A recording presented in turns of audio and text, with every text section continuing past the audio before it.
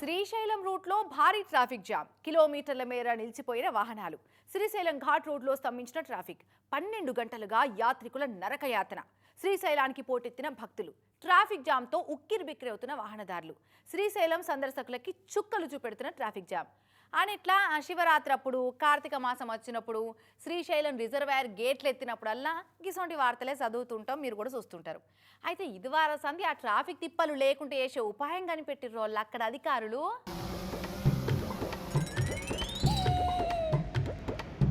అరే వా, అన్ని రోగాలకు ఒకటే మందు అన్నట్టు ఎన్నో సమస్యలకు డ్రోన్ టెక్నాలజీతోటే పరిష్కారాలను కనిపెడుతున్నారు కదా ఏపీ సర్కారోళ్ళు. ప్యాకాట బ్యాచ్లను, గంజాయి పంటలను కనిపెడుతందుకు, ఎమర్జెన్సీ టైంలో మెడిసిన్ డెలివరీ చేసేందుకు, వరదలు వచ్చినప్పుడు ఫుడ్ డెలివరీ చేసేందుకు, పంటలకు పురుగుల మందులు పిచికారీ చేసేందుకు, నేరాలను కట్టడి చేసేందుకే కాదు ట్రాఫిక్ కంట్రోల్ చేసేందుకు కూడా డ్రోన్ టెక్నాలజీని వాడుతున్నారు.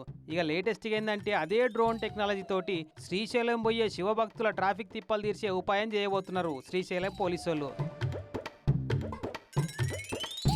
డ్యామ్ పరిసరాలల్లా, ఘాట్ రోడ్లల్లో ఎప్పటికప్పుడు డ్రోన్ కెమెరాలతోటి కనిపెడుతుంటారట. ఏదైనా ట్రాఫిక్ జామ్ అయిందని తెలియగానే ఏ వాహనం చేయబట్టి ఆ ట్రాఫిక్ జామ్ అయిందో కనిపెట్టి వెంటనే ఆ స్పాట్కు మొబైల్ పార్టీని పంపించి ట్రాఫిక్ క్లియర్ అయ్యేటట్టు ఎత్తారట. శ్రీశైలం 2 టౌన్ పోలీసు వాళ్ళు నిన్న డ్రోన్ పనితనం ఎట్లుంటుందో పరీక్ష చేసి చూసిరికి ఇట్లా.